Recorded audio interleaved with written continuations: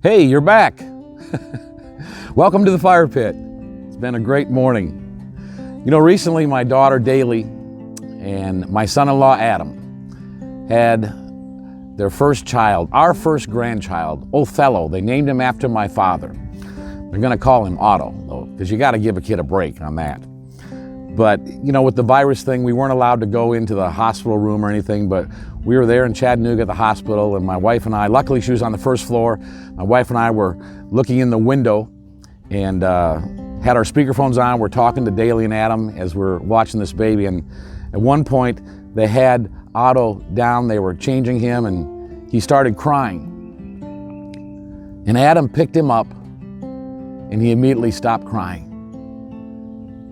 And the thought that went through my head, and maybe it's because of what I do, but I thought, how many thousands of kids don't get picked up, don't get comforted? How many kids in the thousands of orphanages around the world don't even cry anymore because they know no one's gonna pick them up? One of the most eerie feelings is walking into an orphanage and it's silent because the kids know no one's gonna pick them up. And I started thinking, man, we gotta make a difference. We can all do something. We're not all called to adopt. Not everyone should adopt, but we can all do something. We can all help somebody who's adopting. Maybe you know somebody who's going through an adoption, they need to raise some money, and you can help them that way. Maybe you know somebody who's fostering. If you know anybody who's fostering, I promise you, they're having some challenges. Take them out for coffee. Let them just talk, and don't judge them. Mow their lawn, take some meals to them. Help them tutor their kids. We can all do something, and we can make a difference.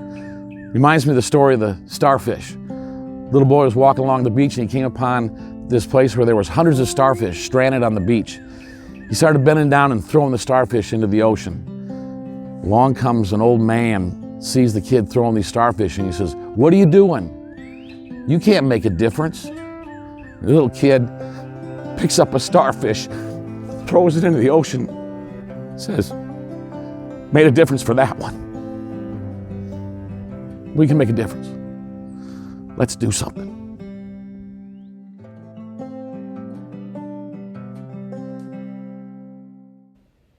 Otto.